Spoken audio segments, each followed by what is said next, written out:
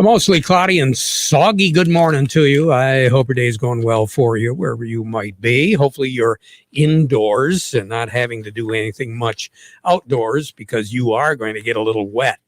Right now, we do have rain at the airport, rain here at Radio Center, 69 degrees at both locations. Downtown Midland is at 68. Downtown Bay City also experiencing some rain. They're looking at 67 degrees. Around the state, we have seen quite a bit of precipitation over the last few hours. We are looking at some pretty heavy rainfall in some spots. As we move through the afternoon hours, we're going to begin to see things taper off here just a little bit. But we did have some cells that moved through the Great Lakes Bay region with some pretty heavy downpours in a short period of time. You take a look southwest of the Great Lakes area, our area right here, and you're looking down toward Kalamazoo, Battle Creek, in that area. They have been picking up better than an inch of rain here this morning, a little bit earlier this morning.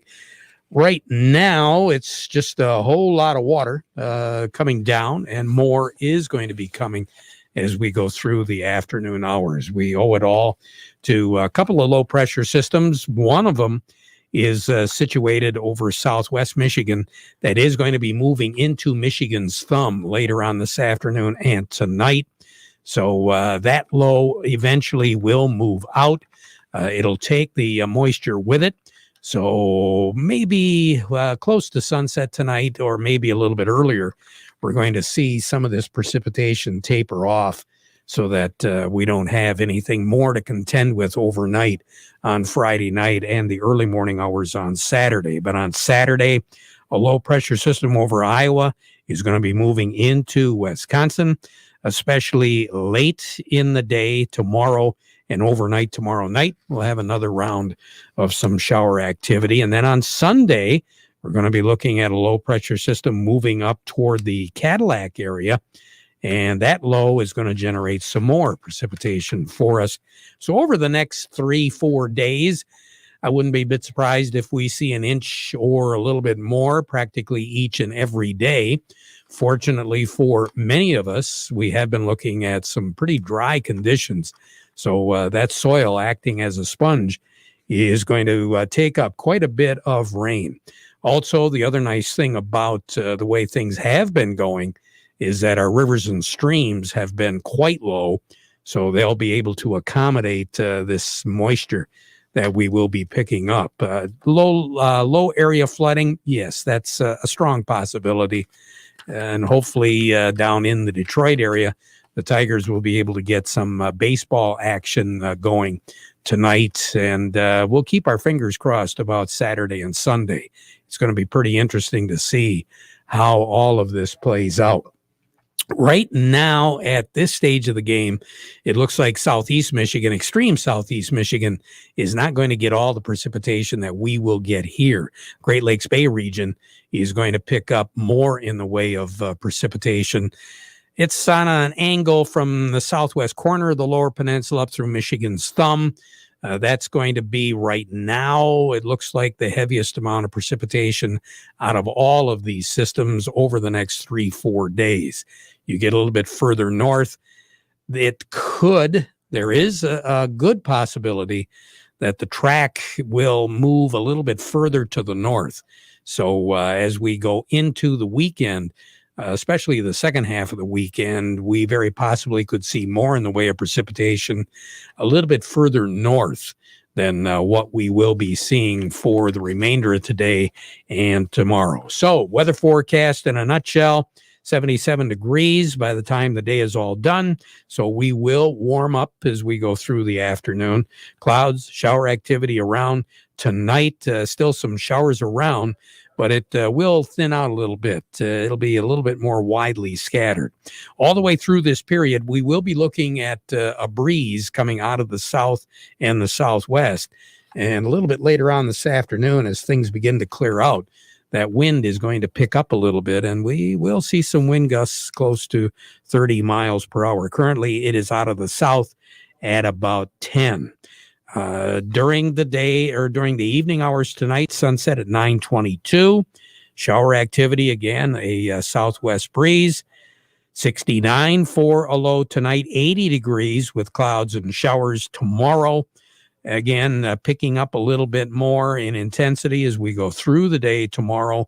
80 degrees the high with a southwest breeze, 10 to 15 miles per hour. 71 for a low tomorrow night. And the winds will pick up a little bit more on Saturday night and early Sunday morning. Sunday looks like a southwest breeze gusting to 30 miles per hour. Shower activity around. Later in the day, as we go through the day on Sunday, we're going to begin to see things thin out a little bit. We'll actually see some sun Sunday afternoon. Temperature on Sunday night overall will be 66 degrees, and the probability of precipitation are really going to drop off. Then on Monday, Tuesday, Wednesday, Thursday, there will be chances of precipitation all of those days, but there's also going to be a much better chance of seeing some sun. Monday, we're looking at a morning shower and then some sun. Tuesday, we'll be looking at some sun on again, off again. Wednesday and Thursday, also a chance of some sunshine. But again, as we said, chances of precipitation virtually each and every day. To take us through the 8th of July, we're going to be looking at temperatures pretty close to average. Precipitation values, once we settle down here from all of this over the weekend, really close to normal. Normal high is 81. The normal low is 60. Record high in this state is 100. That was set back in 1931. The record low, 42. That was set in 1979 and tied in 2004. Incidentally, the record as far as amount of precipitation on the 25th of June was 1 3/4 inches of rain. That was set back in 1987.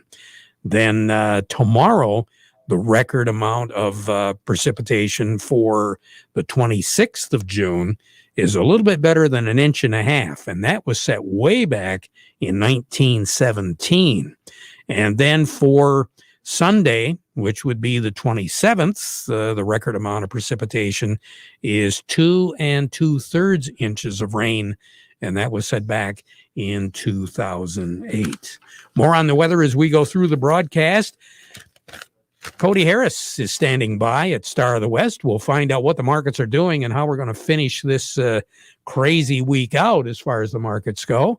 He'll be joining us in just a moment. But before we join him, we want to remind you the weather forecast is brought to you by the folks at Nutrien Ag Solutions. Nutrien Ag Solutions has the local expertise to recommend the corn, soybean, and other seed products that are the best fit for your field.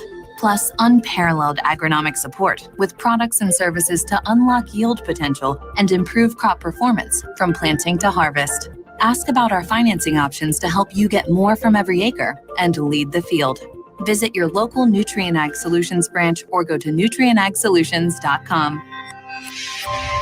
They say there's a secret to growing a great crop. At Nutrien Ag Solutions, they beg to differ. It all starts with a strong foundation, and when it comes to fertilizer, there's no question that Titan XE drives dry fertilizer performance. They've been unlocking the potential in every prill of dry fertilizer with biocatalyst technology for over a decade. Visit lpi.ag/Titan or contact your Nutrien Ag Solutions crop consultant to drive your crop's potential today. Tri-County Equipment wants you to hit the ground running next year. Hey, if this year's spring planting did reveal some gaps in your operations, productivity, and efficiency in the field, don't wait. Their early order program helps you get ahead of those issues to maximize next year's yield. Check out the very latest crop care equipment and technology and then order it now.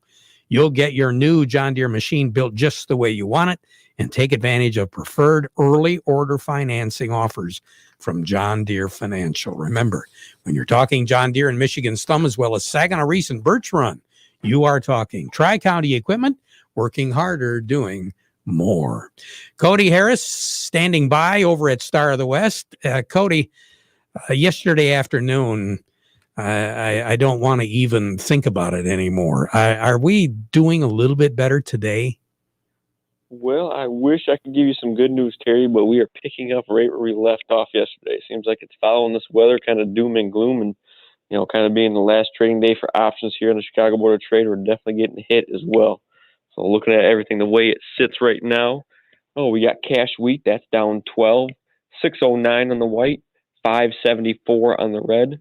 Looking over at new crop wheat, that's down 12 as well, 609 on the white, 574 on the red. Looking over at cash corn, that's down 17 at 601. New crop corn is down 15 at 471. And looking over at soybeans, cash soybeans are down 24 at 1327. And new crop soybeans are down 20 at 1207. Are we positioning ourselves here for that end of month report? What's going on, Cody? Yeah, that's definitely been taken into consideration this last week. We got some estimates out yesterday, so I think you're seeing a lot of traders really trying to digest that information. Especially, I've been saying it seems like for the last few weeks now, we're all kind of turning to meteorologists, so they're taking that into consideration as well when they're looking at these estimates. So the wet weather we've been getting definitely across the Corn Belt, moving up our direction is definitely beneficial for corn and soybeans. I think they're going to bump some of the analysts I talked to here this morning. I think they may bump up some of their estimates for world production anyways on the corn side of things. I think you're seeing that kind of trickle the way through, the markets here this morning. And, even though we're getting this wet weather for wheat concerns, that might be something to keep an eye on as we look for quality-wise. We're kind of harvesting down in Kansas right now, and kind of that southern or northern Missouri and southern Illinois area, and they're getting some weather as well. So some quality concerns are definitely being flagged right now. But overall, the market's looking forward to that report and really trying to see what that report's going to entail as we get there on June 30th. So what are we seeing in the central part of the country right now, Cody, especially with the wheat harvest? Well, like I said, with the weather that's going on, we're getting plentiful rains kind of much in a lot of the central and eastern corn belt. But the main focus for especially the wheat market right now is in the northern plains, that spring wheat area.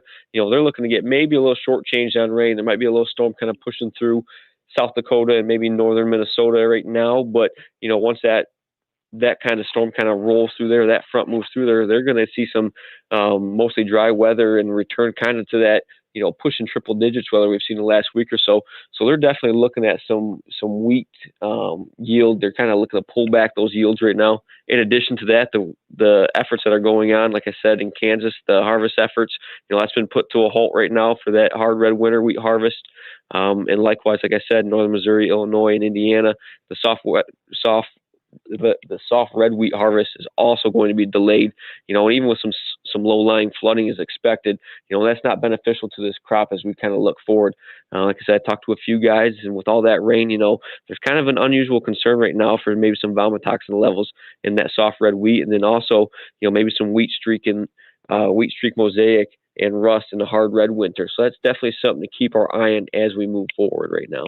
Good information. And my guess is with all this wet weather, we're going to slow down a little bit as far as wheat harvest goes here in Michigan, and kind of opens the door to some potential problems here for harvest, doesn't it? Yes, it does. Like I said, I think me and you were talking a little earlier, we've kind of been praying for this rain for the last couple months, and it seems like we're all finally getting right now. And the way we sit here right now, it's probably a little late, or it's definitely late as far as wheat concerns go. Like you said, if it continues and kind of stays moist kind of into our harvest kind of around that July 4th time frame, that may kind of strike up some concerns. But as of right now, we'll take it for the corn and soybeans. Just hopefully we don't get too soggy as we move forward. Cody, have a good weekend, okay? You as well, Terry. Thank you. Thank you. A little bit more as far as what the markets are doing. Doug Klein from Oppenheimer joins us. Market report brought to you by Schaefer and Beerline. This area's Ram certified ag dealer.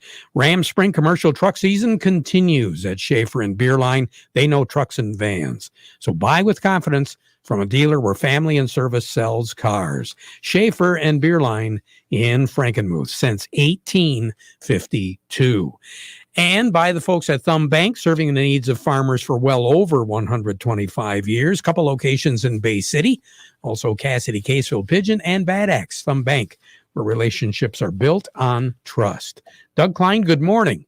Good morning. Here we go again, right? Yeah. Gasoline hit a new high today. Smith & Wesson hit a new high today. Nike hit a new high today, and the S&P hit a new high today. So that's your stimulus dollars at work. There What we do go. do with our extra money? Buy guns, buy tennis shoes, and put more money in the stock market. Why, sure. Gee. So I looked at the corn chart. 50 cents lower is the next support level. Hopefully it doesn't get that bad. And $1 on soybeans, as far as charts go. Who knows? Sometimes they work, sometimes they don't. But that's kind of what they look like. So we'll see what happens. Maybe the government report will stop these things from, cascading down. We'll see. Who knows? Here's your numbers. The July corn is 6.37 and a quarter, down 16 cents. December corn 5.23, down 13 cents. July soybeans 13.46, down 25 and a quarter. November soybeans 12.72 and a quarter, down 19 and a half. July wheat is 6.39 and 3/4, down 11 and a half. And December wheat is 6.50 and a quarter, down 8 and a quarter. Crude oil, 73.22. It's not a new high, but it's up 59 cents. Heating oil is 215.10. That's down 1.1 cents. Gasoline, 226.67, down 1.4 cents. Natural gas, 349.40. That's up 7.9 cents. The Canadian dollar, U.S. dollar, gets you 122.98 at the border. That's up. They're down 25 ticks. The yen is at 110.77, down 9 ticks. The euro, 119.38, up 8 ticks, and the dollar's at 91.74, down 7 ticks. Gold's at 17.8650, up 10.90 an ounce. Silver's at 26.13, up 8.5 cents. Platinum's at 11.0350. That's up $9.60. You have a good weekend, Doug. Thanks. Yep, you too. Stay dry, okay? I will, no problem. Check the sub bump. Talk to you later. Doug Klein over at Oppenheimer. We'll be right back. Northeastern Paint, Home Decoration Center. We're more than a custom paint store. We have everything you need. From carpet to lighting, it's all here. With quality and satisfaction guaranteed. Northeastern Paint, Home Decoration Center. Since 1959, count them, that's 62 years, Northeastern Paint Supply has been serving the Tri-Cities. We have the most knowledgeable staff in the area, offering you the highest quality products in the industry. Benjamin Moore Paints, Hunter Douglas Blinds, Quazell and Kitchener Lighting, Flooring from Flooring America, fireplace doors, gas logs, and custom-made rugs. It's all here under one roof. Northeastern Paint Supply, Saginaw and Bay City. Northeastern Paint, Home Decoration Center. Hey, you know why the farmer won an award? Well, it's because he was outstanding in his field. Speaking of farmers winning awards, the Nature Conservancy is going to recognize the extraordinary achievements of our Saginaw Valley farmers. Nominations are now open in several categories. If you care about water quality and soil health, then we're talking to you. Nominate a farmer by July the 1st at www.soilsavings.com. Along with me, Chuck Servinski, Maple Hill Nursery and Garden Center over in Midland. Chuck, raining, but we really do need this rain, don't we? We do. It's going to be so beneficial for not only our lawns, but our gardens and newly planted trees, shrubs, flowers, you name it. It needs it right now. But as a result of this rain, we're going to start seeing a lot more bugs and garden pests starting to emerge in our landscapes. The last week or so with the rain that we have had, we've started to see aphids, potato beetles, Japanese beetles here and there, scale, and especially now with the rain, we're going to start seeing a lot of slugs moving around, attacking our hostas and some of our perennials. So you really need to be mindful of these insects and make sure that you're out there controlling them if you start to see them. Let's talk first of all about the aphids. Aphids are tiny green pear-shaped bugs that normally appear in large groups. And what they do is they suck sap from the plants and it causes wilting and slow growth in a lot of the plants. And they're also a common pest on roses right now. They always have been. Pretty easy to control. You can spray them with neem oil. Some of the hot pepper sprays will work as well. And on roses, Bonide makes one called Rose RX, and that works really well to control aphids. Potato beetle. Those are hitting a lot of our vegetable garden plants. They're round insects with an orange head and a black and white or orange stripes on their wings, so they're fairly easy to identify. You can control them by mulching around the bottom of the plants with straw or like a wood mulch of some kind. That seems to control them pretty decently, or you can use the dust as well. Let's talk a little bit about the scale. What are you looking at right now? Scale is going to appear as mostly white lumps on both, and it hits both indoor and outdoor plants. And again, it's a disease where it sucks the saps from the plants as they are being fed on. It will cause wilting and also stunt growth. Severe infestations of it will kill plants, but the easiest way to treat that is prune away the infested area that's got scale on it. Neem oil also will work well as a spray to control it. And slugs. Slugs, those are really can be a problem, especially with this rain, and they're a night mover, so you don't see them during the day, and they particularly will chew on the plant foliage. Hostas are a prime target for slugs.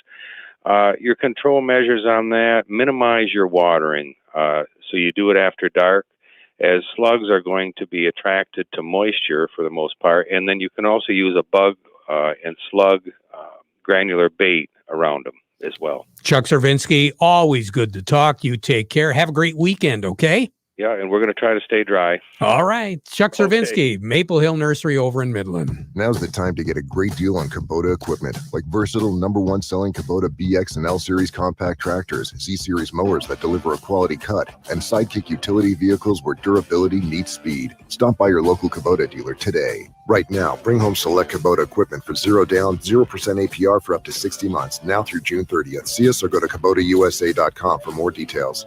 Now's the time to get a great deal on select Kubota subcompact and compact tractors. Our reliable #1 selling tractors are designed for easy operation and feature all the performance-matched attachments needed to tackle any job. Right now, put 0 down and get 0% APR for 84 months plus save up to $1,200 now through June 30th. See us or go to KubotaUSA.com/offers for full disclaimer. See Kim Weiss at Lingle Equipment, 3001 Sawyer Drive along I-75 at the M81 Carroll exit just south of the Zilwaukee Bridge, Saginaw. Call Kim today at 989-754-7801 or email at k.weiss@lingle1.com. American Farm Bureau Federation is going to release the results of their annual 4th of July cookout price survey that provides a record of comparative holiday meals over the past years. That ought to be very interesting. The survey will be conducted, and then the results will be released next Tuesday. So ought to make for some interesting conversation. Hey, you have a great weekend and be careful out there. Yes, we are going to be getting some rain and measurable amount of rain in many areas for the next couple of days. We'll be back at 12:30 with an update on that weather and also a look at the markets. But first, let's play our national anthem.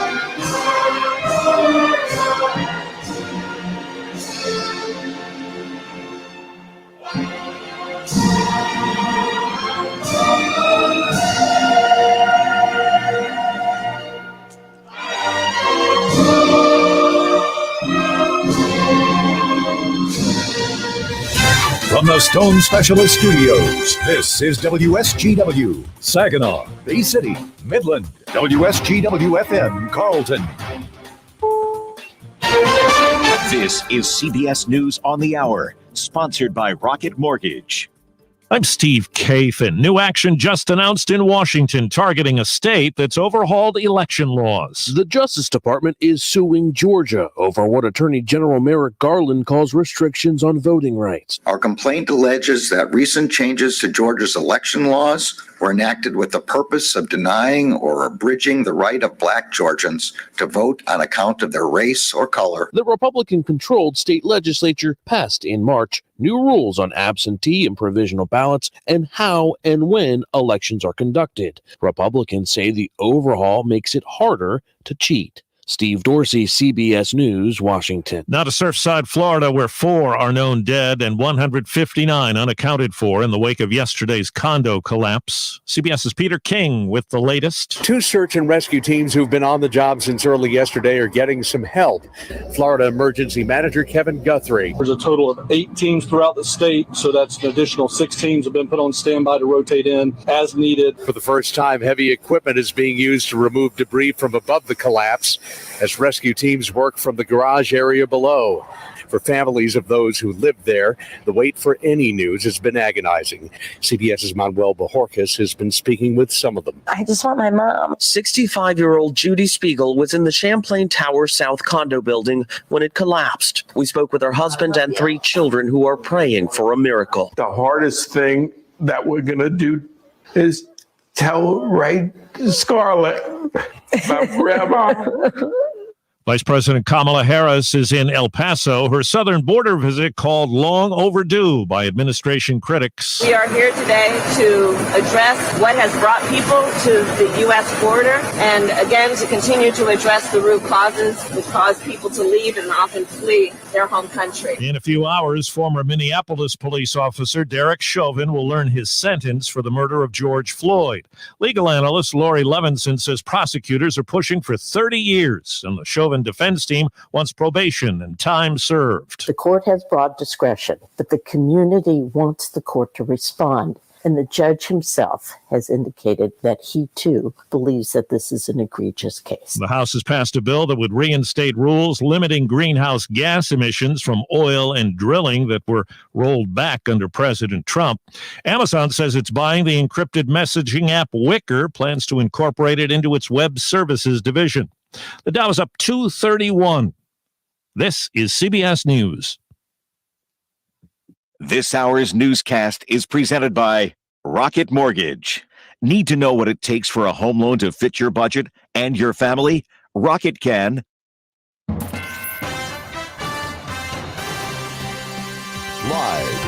from the 100.5 and 790 newsroom, this is WSGW News. It's 69 degrees at 12:03. Good afternoon. I'm Ann Williams.